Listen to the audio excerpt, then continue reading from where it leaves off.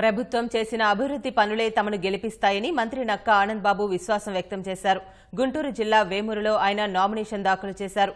15,000 మంది కార్యకర్తలతో భారీ ర్యాలీగా వెళ్లి ఎన్నికల అధికారికి నామపత్రాలు అందజేశారు. ఆనంద్ బాబు వెంట తెనాలి ఎమ్మెల్యే ఆలపాటి రాజేంద్ర ప్రసాద్ ర్యాలీలో పాల్గొన్నారు.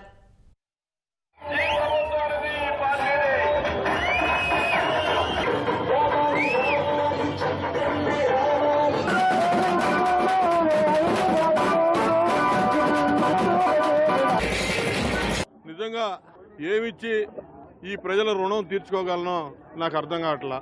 2 సార్లు శాసనసభ్యుడిగా రాష్ట్రంలో ముఖ్యమంత్రి చంద్రబాబు నాయుడు గారి కేబినెట్లో మంత్రిగా పనిచేసే అదృష్టం భాగ్యం ఈ ప్రజలు నాకు ఇచ్చారు.